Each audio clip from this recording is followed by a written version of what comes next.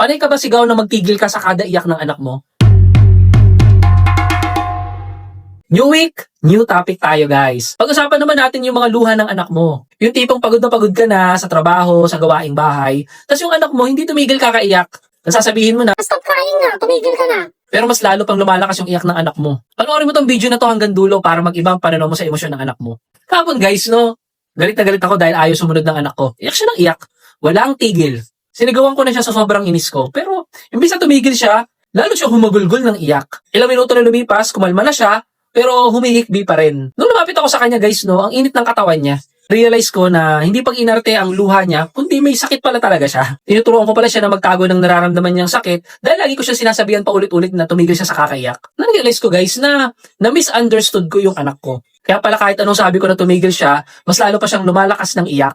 Kahit pala anong pigil natin bilang magulang, ang bata, i-release yung emosyon niya sa paraang alam niya. At yun nga yung pag-iyak. At iba pang mga emosyon. So kahit may sakit siya, malungkot siya, o may niinda siya na kahit ano pa man, dapat hayaan lang nating umiyak ang anak natin.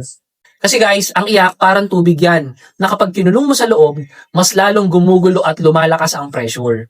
Hindi yan sinasadya ng anak natin. Ganun talaga ang normal nila para ilabas yung emosyon nila. Gusto lang niya marinig siya. Yung luha niya, yan yung way niya para sabihin niyang, mahirap tong pinagdadaanan ko na to, mami at daddy. Kaya tayo bilang isang magulang, hindi dapat natin pinipigilan ng anak natin. Kailangan natin siyang bigyan ng comfort, hindi ng command. Kailangan nating ipakita na safe sa atin ang nararamdaman ng anak natin. Ibig sabihin, mag-open sa atin. Kaya guys, ito yung naging effective sa akin, na sa tingin ko naman, makakatulong din naman po sa inyo.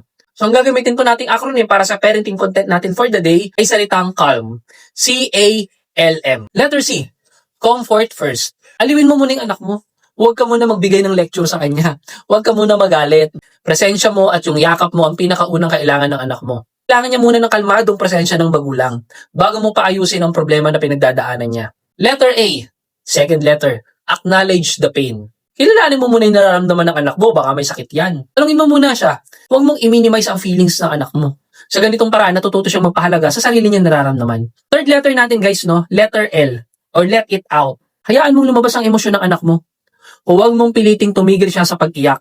Dahil guys, yung luha niya, yan yung way niya para ma-release yung kanyang emosyon. Hindi yan kawalan ng respeto sa'yo. Bigyan mo siya ng oras at huwag mo i-pressure tumigil sa pag-iyak. Fourth letter natin guys, at ito yung pinaka-importante sa lahat, letter M or model the regulation. Maging example ka. Ang pinakamalaking aral ay kung paano mo i-handle ang sarili mong stress. Ang sarili mong problema, sarili mong pinagdadaanan. Pag nakita niya na kalmado ka kahit na anong pinagdadaanan mo, matututo siya maging kalmado rin kasi nakikita niya sa kilos mo.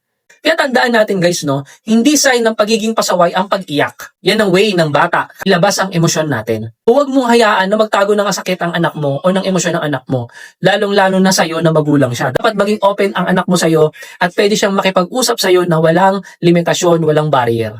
Kaya ikaw, ano ang madalas mong sabihin sa anak mo para tumigil siya sa pag-iyak? At ano naging epekto naman yan sa kanya? I-share mo naman yung karanasan mo para makatulong rin ikaw sa iba.